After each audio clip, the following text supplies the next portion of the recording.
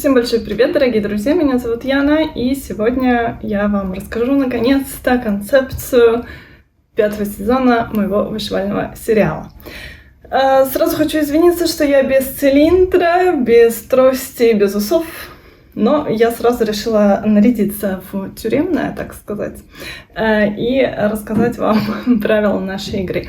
Значит, с самого начала я расскажу про правила и немножечко лирических отступлений, что вообще, как это пришло мне в голову. Я расскажу о том, какие у меня были январские продвижения, да, то есть первая часть будет такая достаточно болтливая, много прям показывать я не буду, но буду рассказывать. А потом покажу продвижение, финиши и еще старты. И в самом конце я таки брошу кубик, и мы определим мой первый ход. Итак, правила. Начну издалека. Нам на Новый год компания подарила различные сертификаты, не различные сертификаты, сертификат, который можно было обналичить в различных магазинах, и мне ничего не пришло более гениального, чем обналичить его в магазине игрушек. В магазине игрушек в том числе можно было купить настольные игры, и вот я решила купить себе Монополию. Значит, я взяла Монополию Аргентины, я думаю, вам видно. Она немножечко отличается от классической, да, там, соответственно, карточки немножечко другие и так далее. И это породило очень много шуточек, потому что мы решили в рождественскую ночь, да, в сочельник и в само Рождество мы целый день резались, значит, в Монополию. Маркетс до этого никогда не играла, я играла там в очень глубоком детстве. Ну и поскольку мы малоиграющие, мы решили, как честные люди, почитать правила. Если вы играли в Монополию, вы знаете, что правила здесь весьма обширные мелким шрифтом. Вот такие восхитительные правила. И Маркетс шутил, что они сюда, наверное, вложили Конституцию Аргентины. Вот эта прелюдия была для того, чтобы рассказать, что и в нашей игре вышивальной Монополии правила достаточно большие. Я, естественно, не буду сейчас все детали рассказывать, но большую часть концепцию, естественно, расскажу. Как вообще это все случилось, мне кажется, где-то в сентябре прошлого года я подумала, что мне немножко надоел мой вариант ротации того прошлого года. Я подумала, что было бы интересно поиграть в какие-то вышивальные игры, но вот то, что есть, мне все что-то не нравилось, мне хотелось какую-то вышивальную Монополию. И я даже искала, я даже нашла какую-то группу ВКонтакте, и вот то ли я там не поняла правила, то ли правила были неинтересны, я решила, хочешь сделать хорошо, сделай сам. И сделала сама. Ну, мне помогали в любом случае девочки. Изначально как-то я вот накидала каркас, а потом мне очень помогли Настя, Катя и Лика. Большое вам спасибо. И, собственно, что получилось? Я для себя, для канала в том числе, сделала все, как я люблю, физическое, поэтому у меня есть физическое поле. Вот такое небольшое я его рисовала, чтобы, собственно, было более компактно, не мялось, хотя я все равно его уже успела помять и так далее. Ну и давайте начнем с поля. Значит, у нас есть стандартная клетка старт, мы отсюда стартуем. И когда проходишь круг, выплачивают аж целых 2000. Есть клетка шанс. Шансы можно будет, значит, если прошлый год у меня был основан на том, что стартовать вообще нельзя, то в Монополии я как-то буду контролировать свои старты. Вот на клетке шанс можно бесплатно стартануть, и определяется размер старта цифрой, выпавшей на кубике, да, что на кубике выпало, умножаем и получаем 1, значит, старт до 10 тысяч крестиков, 2 – 20 тысяч крестиков, 3 – 30 и так далее. Ну и, естественно, есть тюрьма и арест. Значит, я выбрала 3 работы, сложные для меня, которые тяжело идут, которые я беру вот так вот прям скрипя сердце, и решила, что надо бы их двигать как наказание. Значит, этими работами стали карта мира от Панны, осенний замок от Колесникова, по-моему, дизайнер. И изначально я туда записала Dimensions, но потом поняла, что Dimensions на самом деле у меня идет прекрасно. Это будет такое лукавство. Просто я его мало беру. И решила записать туда первую работу, которая мне пришла на ум. Вот именно сложная, не хочу вышивать. Это Дед Мороз от Дмитриевой на пластике. Он у меня как-то прям, я не знаю почему, именно мне кажется, что из-за того, что на пластике и что схема сложная, хотя я вышиваю, например, тыковку от Саверки, которая мне казалась всегда чуть более сложнее ее схемы, но при этом там почему-то все идет гораздо лучше. Вот не знаю почему, поэтому запихнула я в сложные 3 работы. Соответственно, когда я попадаю в тюрьму, я должна вышить 1000 крестиков на 1 или на 3 работах, суммарно 1000, за бесплатно. Вот так. Если же я попадаю на клетку арест, я должна вернуться в тюрьму, но норма снижается до 500, 500 крестиков, но на каком-то одном процессе, одном из этих 3 сложных. Если какой-то из этих 3 сложных процессов закончится, то новый мне выберут. Народное голосование. Вот так вот. А то вдруг я нечестно что-нибудь выберу. Дальше, как вы видите, у нас есть на поле цветные клеточки, да, желтые, розовые, зеленые, голубые и фиолетовые. Может быть, это не очень хорошо видно, но вот это вот фиолетовое, а вот это вот розовое. Значит, все свои работы я разделила на 5 категорий. Я делила работы по размеру. И желтые — это самые маленькие работы, розовые чуть больше, зеленые такие средние, фиолетовые — это прям большие средние, и голубые — это гигант-гигант.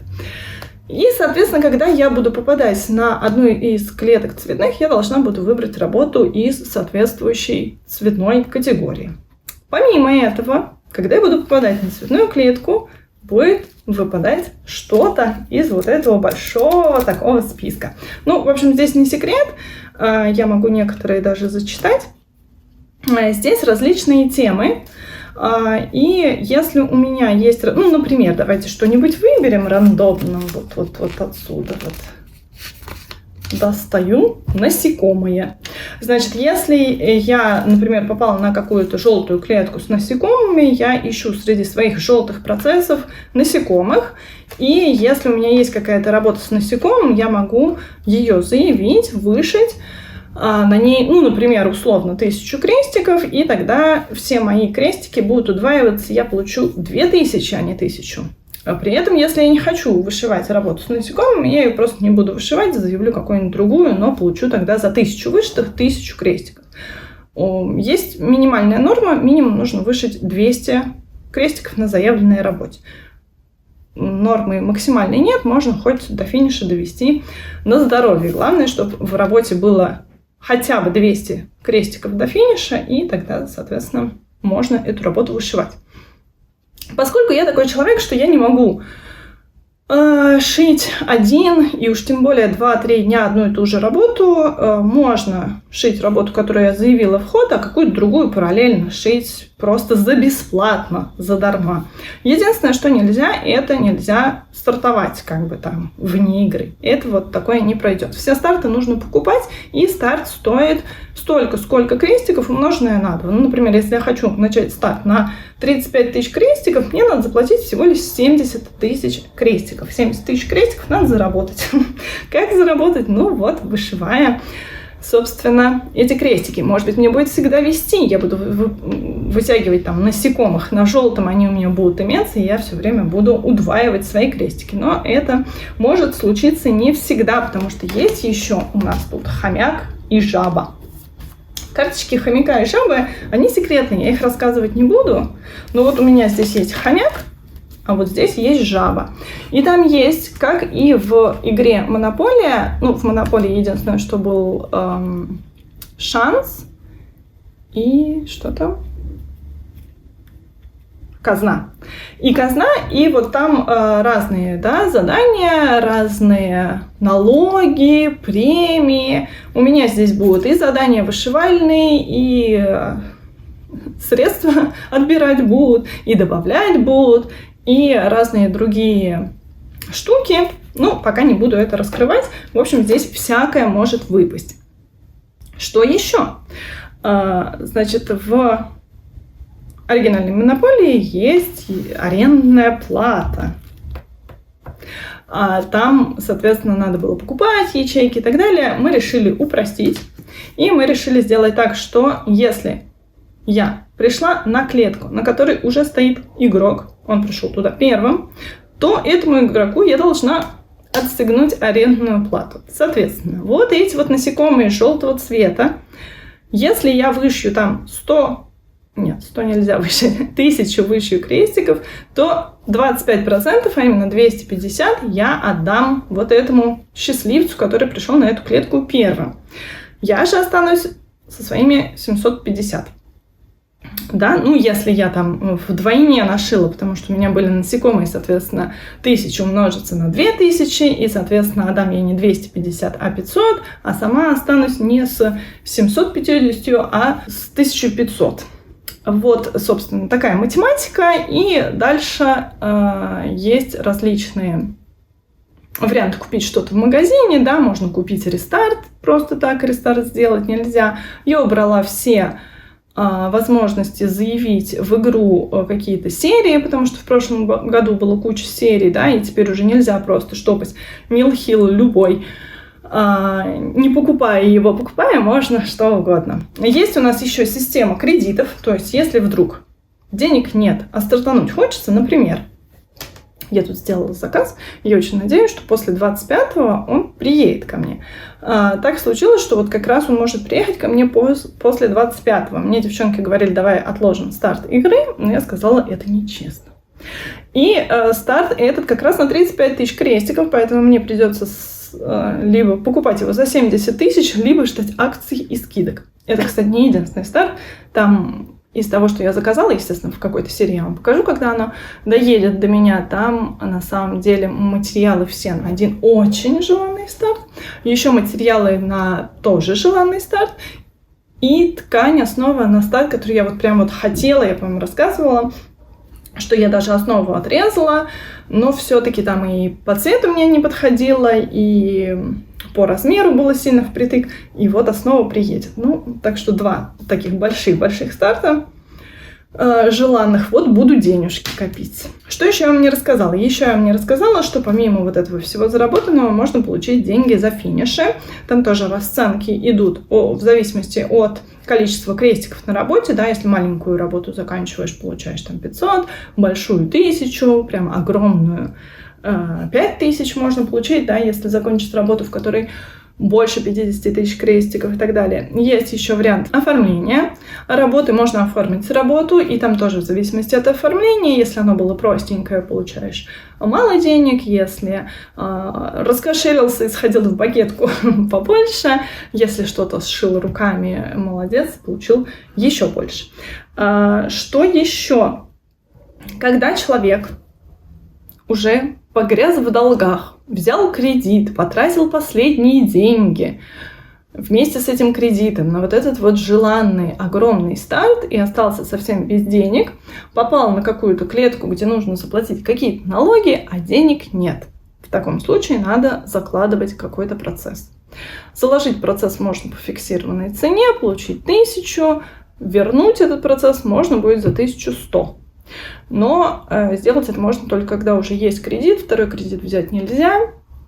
В общем, все плохо, понимаете? Должно быть все плохо, если нужно уже процесс закладывать. Если процесс заложен, на нем нельзя не продвигаться вне игры, не заявлять в какой-то ход игры, не финишировать, ничего делать по нему нельзя, а то штрафы, штрафы, штрафы. Вот примерно такая у меня будет игра.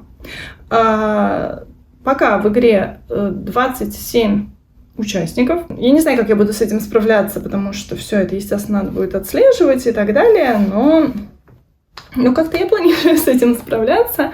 Вот наше восхитительное поле. И, в принципе, очень, мне кажется, что должно быть очень интересно, азартно и любопытно, как, что и кто будет как себя вести. Как я уже сказала, у нас 27 человек, и если бы мы в первый же день принимали вот эти вот правила с арендной платой, то понятно, что каждому игроку есть шанс сразу же попасть, то есть первые 6 клеток будут заняты, а дальше, в общем-то, очень небольшой шанс, что кто-то куда-то уйдет дальше, только если выпадет определенная карточка, скажем так, чтобы сильно не спойлерить. Поэтому вот это правило арендной платы я отложила до 1 февраля, чтобы была возможность, да, как-то разбрестись по полю, выработать какую-то стратегию. Я для себя решила, что я, наверное, если будет попадаться... то есть я сама не хочу в этом году вышивать там по 100 процессов в месяц. У меня их много, я могу реально 100 процессов в месяц вышивать. Реально не могу, ладно. Но я могу там каждый день брать новый процесс и там 30 процессов вышивать, а с учетом того, что я в день беру по 2 процесса, то можно, в общем-то, и больше вышивать в месяц. Но я так делать не хочу, я хочу все-таки сильнее продвигать какие-то процессы. Поэтому если мне будет попадаться какая-то работа, на которой немного крестиков остается, ее можно финишировать, я буду стараться ее финишировать.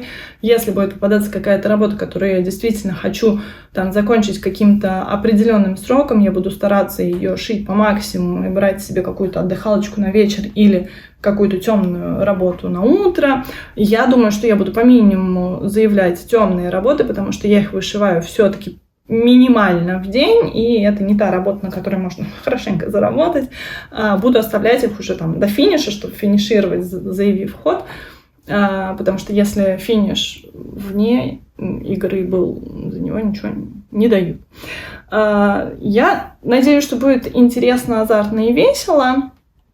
И вот, да, моя стратегия будет такая, что если надо арендную плату платить, тогда уж я, как это великий скупердяй, буду вышивать минималочку в 200 крестиков, отдавать вот эти несчастные деньги и двигаться дальше туда, где никому ничего отдавать не надо. Либо встать самой первой куда-то и ждать, когда придут и арендную плату мне заплатят. Вот такая вот игра. Я надеюсь, что будет интересно. И следующие серии... в этой серии мы еще посмотрим, после того, как я покажу все свои продвижения, мы посмотрим мой первый ход, он случится через несколько дней. Мы посмотрим первый ход, что я там выбрала, расскажу. И дальше будем смотреть, соответственно, что мне там выпадает, как вообще любит ли меня удача.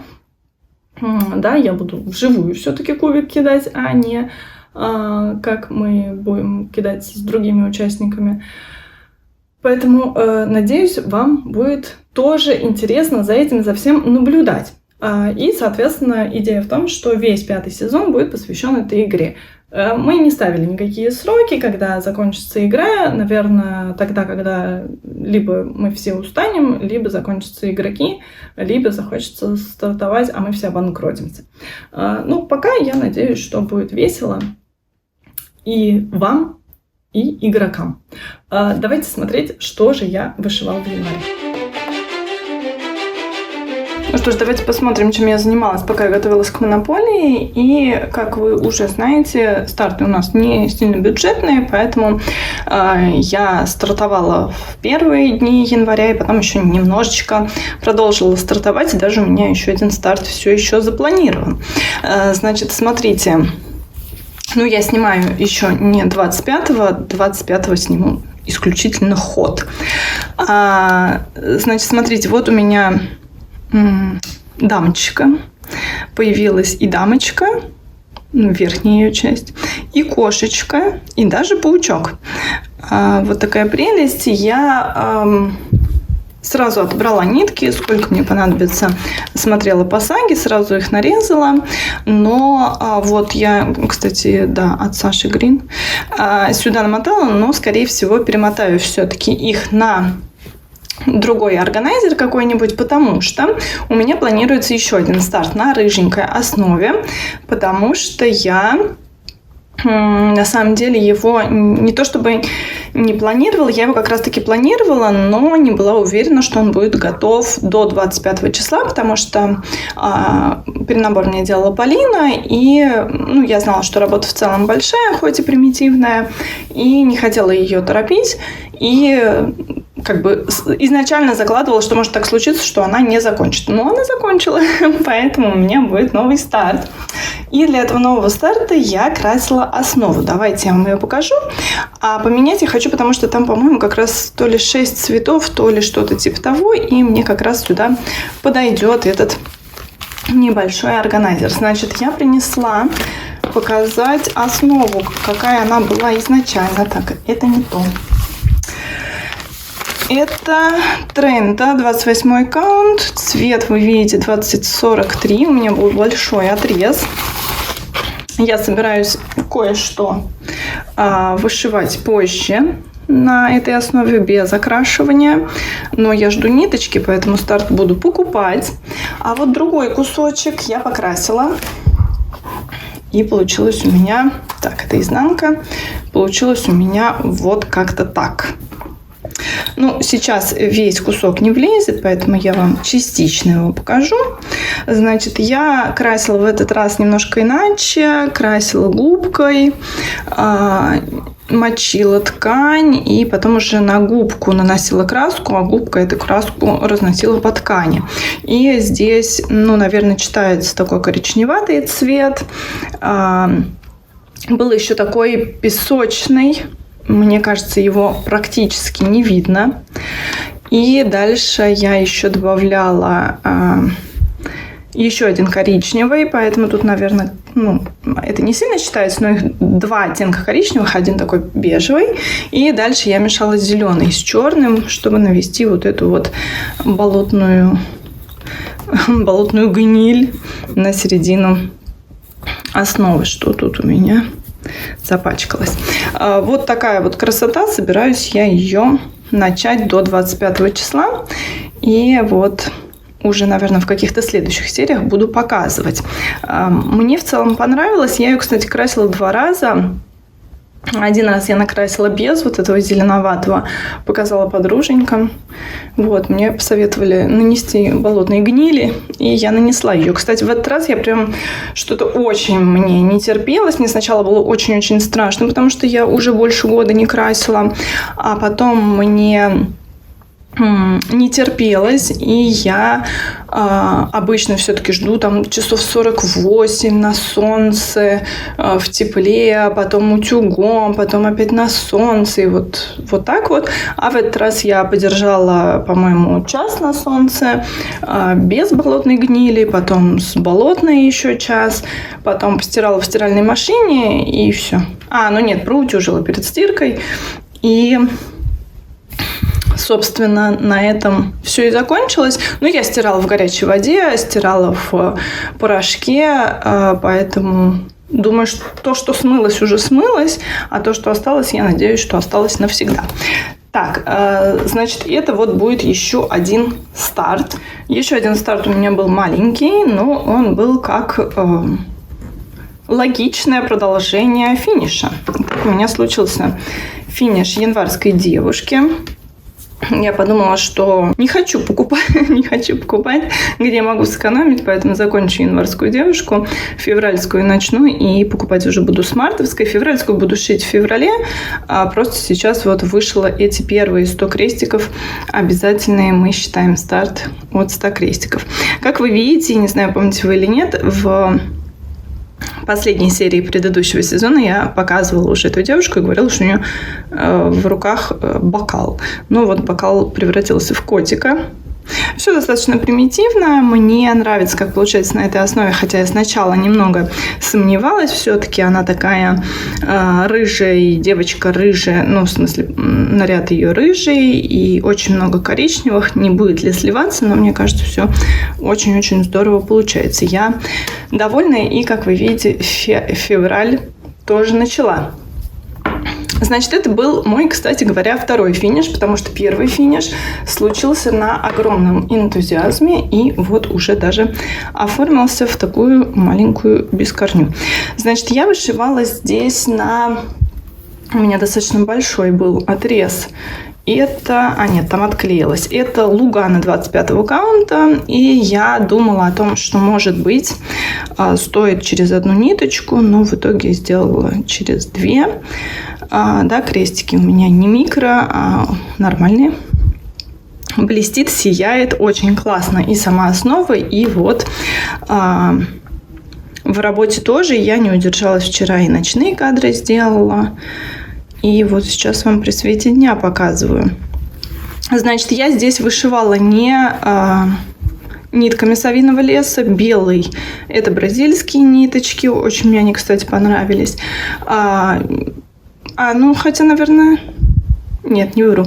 Красный. Я думала о том, что, может быть, у меня какой-то есть подходящий красный от совиного леса, но нет, в итоге я взяла какие-то DMC с переходом цвета, поэтому вот у меня какой-то тут переход есть. Черные взяла, обычные DMC, и вот здесь вот очень такой деликатный переход, да, это которые нитки Variation. У них, мне кажется, переходы более быстрые и более плавные. Не очень сильно прям видно, но все-таки эта ниточка, да, с переходом цвета. Ну, мне кажется, видно, если сказать. Если не сказать, может быть, и не заметит. Но мне кажется, здесь все так очень гармонично получилось. Я на изнанку взяла вот этот вот узор такой же, как и здесь, только уже без этих вот, которые с переходом. А снежинку в серединку я взяла из другого сюжета, но тоже из игольниц, вот той же партии, скажем так. По краю я решила пустить бисерочек. Решила, что раз уж будет блестеть, пусть блестит. Он, кстати, блестит, мне кажется, сейчас не очень видно. А вообще блестит. Это какой-то аргентинский бисерочек, достаточно дешевый, но сюда, мне кажется, вообще не видно, что он там какой-то разномастный или нет. Очень даже нормальный. Вот, так что вот такая вот штучечка, очень красивая, очень светится, переливается. Очень-очень мне нравится. Такая красотулечка получилась.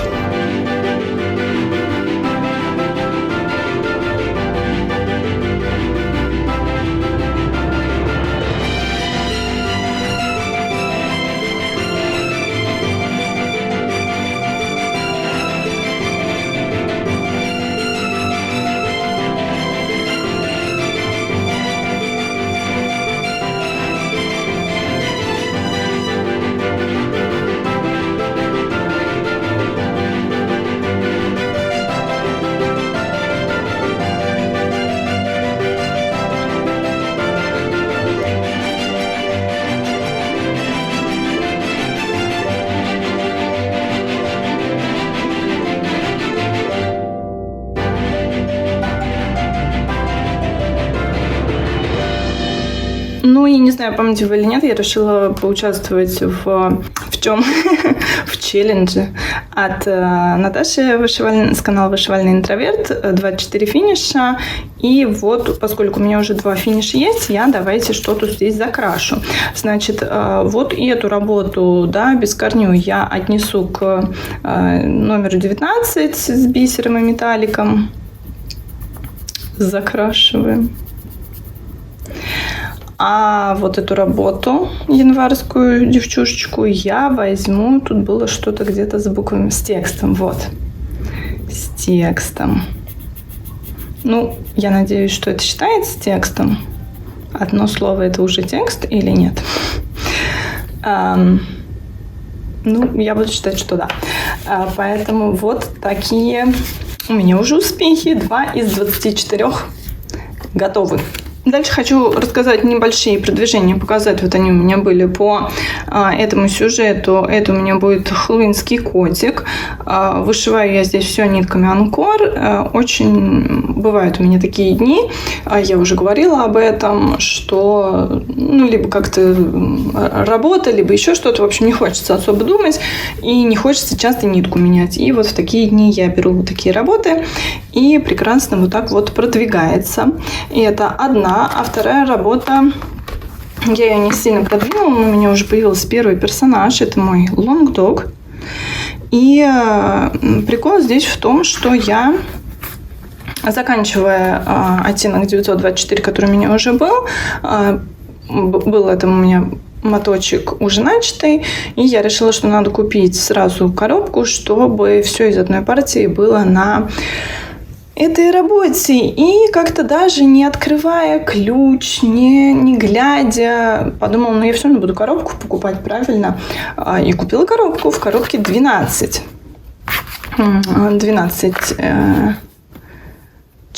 моточков, и я подумала, что вот теперь там можно посмотреть в ключ, сколько из этих 12 моточков мне нужно, чтобы сразу их нарезать и тоже перемотать сразу, ну не перемотать, а развесить.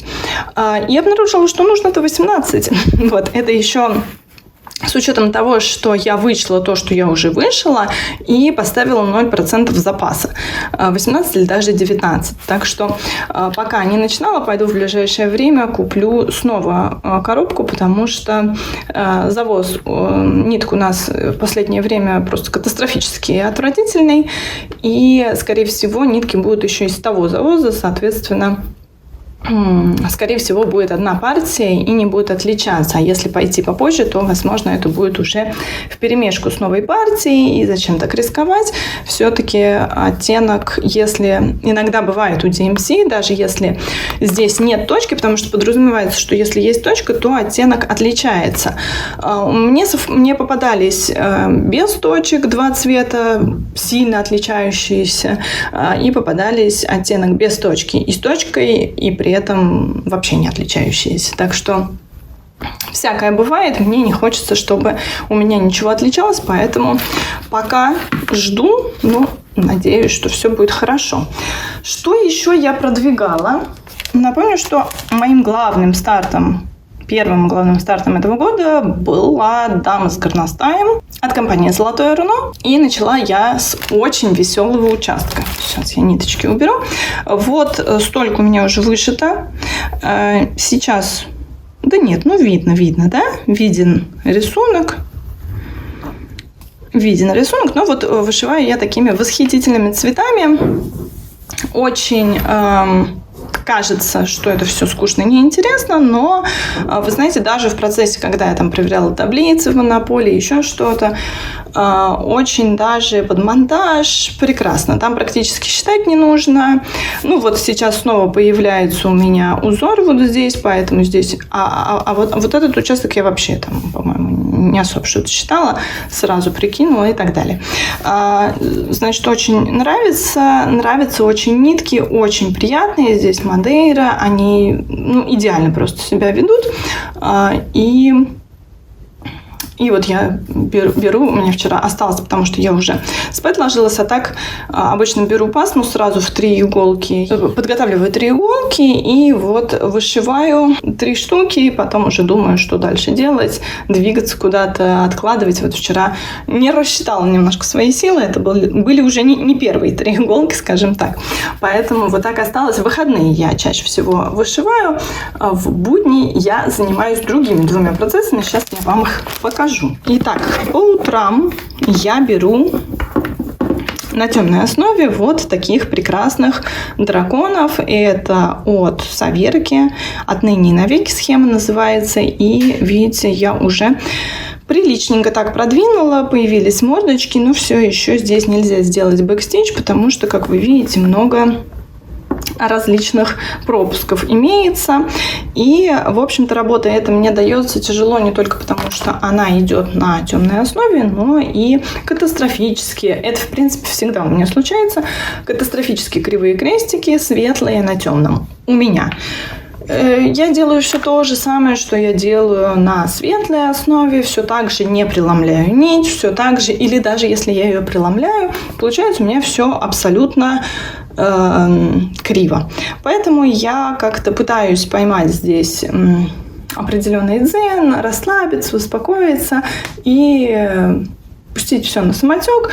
Криво, зато двигается, зато продвигается. Если я еще и крестики здесь буду укладывать, мы вообще никогда не сдвинемся с места. Поэтому вот я перемещаюсь по схеме. Вот так, поэтому... вы знаете, на камеру это выглядит даже не так отвратительно, как я это вижу в процессе. Скажем так, не то, чтобы я недовольна Я бываю в ужасе, но я все равно довольна, что она продвигается. Вот так. Значит, я хочу здесь ежемесячно плюс-минус делать что-то 4000 крестиков. У меня где-то там записан план, но плюс-минус вот так, чтобы к августу, по-моему, закончить. И пока еще здесь 4000 нет, но, как я уже говорила, я собой очень горжусь, потому что приличненько так продвигаю, регулярно. Бывает у меня дни, что работа есть с утра, и с утра именно выездная работа, да, и я не беру, естественно, с собой вышивку, и этот процесс не двигается. Но в дни, когда у меня работа только домашняя, то, соответственно, процесс я обязательно беру и продвигаю сколько могу, иногда даже могу прям вот приличненько продвинуть. Приличненько на этой основе я считаю, что вот 500 крестиков вышло, это я прям молодец. Значит, а второй мой процесс на утро, вернее, не на утро, а наоборот, после утра. Утро заканчивается, свет становится меньше, и я беру хлопенью. Она на 18-й основе, но это мне не мешает ее брать вечерами. И я не буду сейчас пока распяливать, все-таки еще у меня есть здесь место повышивать. Посмотрите, как я продвинулась неплохо вниз. У меня здесь появляется уже лесочек. Я здесь очень-очень жестко лохнулась и ошиблась где-то крестиков на 300 с лишним. Где-то вот эти вот цвета, здесь их два, я не знаю, вам видно это или нет, но тут два цвета, вот, наверное, тут лучше видно. Два таких рыжевато-коричневатых цвета, и вот я ошиблась и вышила их в два сложения. Обнаружила это, когда уже был вышит вот здесь большой кусок и вот здесь большой кусок. Это было вот и здесь еще какие-то кусочки. И это вот составляло более 300 крестиков, и мне пришлось это все распускать. Причем я, когда брала нитку, еще думала, что как-то странно, вот количество крестиков вроде приличное, а ниток мало. И совсем я не подумала посмотреть на сложение. Распускала я, потому что, во-первых, мне не очень нравится распарывать, потому что у меня, естественно, и бзик, что я распарю что-нибудь ненужное, еще и основу порежу. И плюс я из-за того, что здесь уже потратила там по 2 нитки каждого, не по 2 нитки, вру, 1,5 нитки одного цвета и 1 нитку другого цвета, я, соответственно, подумала, что, я не знаю, как золотые ручки собирают, да, нитки, насколько там впритык, не впритык, я достаточно экономно вышиваю, но, мало ли что. Понятно, что вроде бы здесь DMC, да, вот у меня, я знаю, что девочки иногда пишут, что у них прям написано, что DMC и гамма, у меня написано только DMC, никакой гаммы у меня не написано. Я не сверяла в итоге все нитки, потому что я поняла, что оттенки все-таки могут отличаться и действительно в DMC, которые продают как DMC официально, поэтому смысла в этом нет. А по ощущениям, я когда вскрывала набор, я говорила, что нитки как-то мне кажутся суховатыми и не похожими на DMC. В процессе это ушло, и есть, по-моему, только какая-то одна ниточка, которая, мне кажется, вот какой-то прям, совсем сухой, она прям отличается. Она и блестит меньше и так далее. Возможно, есть еще какие-то нитки, которыми я пока не шила, но в целом все остальное меня полностью устраивает, и все замечательно. Но, опять-таки, возвращаясь к тому, что я распарывала, я все-таки решила распустить именно.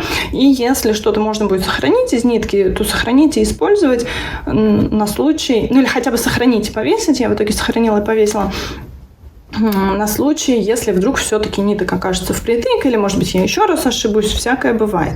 Поэтому какой-то день я, вышла 300, а потом еще распускала 300. И получился такой непродуктивный день, хотя я делала всего много. Мне очень нравятся оттенки, мне очень нравится, что получается. Я надеюсь, что скоро я вам смогу показать это в развернутом виде, но пока не хочу, как вы понимаете. Здесь еще прилично надо позаполнять вот здесь, вот в ягодках, да, и делать уже бэкстич. Но вы видите, да, и шахматки много, есть участки достаточно приличные. Кстати, про распускать.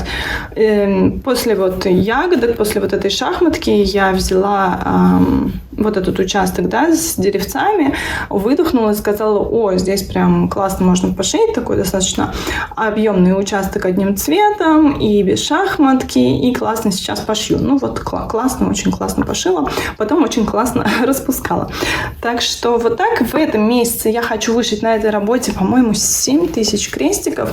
Вот в следующие месяцы еще больше. Значит, я здесь, как вы понимаете, я без всего, иголочкой покажу. Вот эти вот деревца. К красному я еще не пришла, но вот где-то я здесь, да, до кота тоже не дошла. И вот я думаю, что, наверное, все-таки надо будет идти вниз. Не столько к коту, сколько вот сюда к тыквам. И здесь все-таки участок, ну, мне кажется, какой-то такой... Тыквы, конечно, классные, но если вот я запялю, то, наверное, оно будет вот так. И будет в целом достаточно много все еще коричневого. Ну, хотя зелененьким пошить. В общем, достаточно интересно, но вот эти вот деревья, они мне очень нравятся. И это, скажем так, один из, как мне кажется, очень интересных участков, потому что кот, конечно, класснючий кот, но все-таки он будет вышиваться цветами не настолько интересными. Ну вот тыквы яркие, а дальше, мне кажется, еще вот этот участок очень классный. Ну и сама, собственно, главная героиня, потому что здесь, как вы видите, ну такое, да, уже не настолько интересно. В общем, в любом случае, я думаю, что нас ждет много интересного похлопенья. Ну и давайте же уже скорее, быстрее смотреть, как наступило 25 число и как я бросила кубик. Значит, я вам немного слукавила, когда я сказала, что 25-го буду кидать кубик, потому что 25-го по другому времени это наше 24-е. Я же не могу всех просить играть по нашему аргентинскому времени. Негуманно это как-то. Поэтому вот у меня вечерочек 24-го. Я там раздала всем задания, кто уже походил. И теперь собираюсь ходить сама.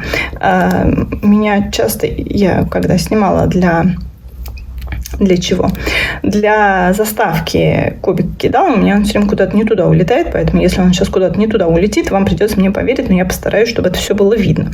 Значит, у меня здесь лежит хомяк, лежит жаба, да, потому что они могут выпасть. И вот тут я, честно, не смотрела, там немножечко просвечивает, но вот я туда вообще не смотрю, чтобы не знать, а сверху я возьму, потому что всем я помешала заранее, вот там уже все выкидываю. Ну, понятно. Вот. Кубики я не умею на камеру кидать, но когда-нибудь научусь. Короче, один. Желтая категория. И что у нас тут? Вот. Единороги. Что-то я сомневаюсь, что у меня в желтой категории есть единороги, но сейчас пошуршу своей желтой категории и покажу вам, что я выбрала. Итак, значит, я себе сделала, помимо там таблицы, поскольку мне больше нравится, когда все написано от руки, я себе сделала тетрадочку со своими процессами. Вот у меня в желтой категории работы которых меньше 5000, и вот здесь они все перечислены. Я, кстати, если вы помните, в прошлом году спрашивала, какие бы вы хотели работы, чтобы я продвигала в этом году. Я их все переписала, все учла. Там, где было больше, по-моему, 3 голосов, я их пометила. И вот они у меня тут некоторые помечены, это которые вы голосовали, а некоторые то, что, ну, там, и я точно хочу закончить. Вообще здесь, по-моему, приоритетные совсем отмечены, а в таблице в другой у меня там выделены те, за которые вы голосовали. В общем, короче, все учтено, не переживайте. Но в этом месяце я уже повышивала 15 работ. И я не хочу, как это называется, брать в этом месяце там еще кучу работ. Поэтому я решила взять хэллоуинского котика. Значит, в идеале бы мне здесь еще фотокарточки вот этих всех работ. Я их, конечно, помню наизусть, но было бы симпатичненько и проще и так далее. Но пока мои финансы поют романсы, я не могу это все себе позволить распечатать. 100%. У меня 100% на момент входа в игру. Поэтому пока будет вот так. Значит, это вот у меня приоритетные на финиш, но, увы, ах, я возьму хэллоуинского кота, потому что я не хочу, как я уже говорила, в этом месяце еще вводить работы. Вот у меня на таком этапе сейчас кот. И я, вы знаете, что думаю? Какую стратегию выбирать? Потому что, значит, у нас с 1 числа, как я уже говорила, начнется правило арендной платы. Вот эти вот клетки все досюда уже до тюрьмы, все забиты, кроме хомяка. И, соответственно, у меня есть два варианта. Ждать, когда все остальные оторвутся, и идти там сзади, и ждать, когда они мне в спину начнут дышать, и уже тогда арендную плату с них брать. Такой хитрый ход. Либо все-таки догонять, обгонять. То есть я могу сидеть и спокойно шить вот эту работу до финиша, а могу вышить 200 крестиков, я это за вечер сделаю, и снова кидать кубик. Может, мне повезет, и я научусь кидать не кривыми руками, не один, а может быть 6 повезет. Вот. Ну, в общем, не знаю, я пока подумаю, сколько сегодня выше, столько выше. Если устану, то буду снова кидать кубик. Если не устану, то и завтра возьму, повышиваю. Но это мы уже узнаем с вами в следующей серии, дорогие друзья. Мне будет очень интересно почитать ваше мнение о нашей игре. Мне очень радостно приветствовать всех тех, кто у меня на канале впервые, и те, кто решил остаться, подписаться. Всем добро пожаловать. Надеюсь, вам будет весело, интересно. И до новых встреч всем. Пока-пока.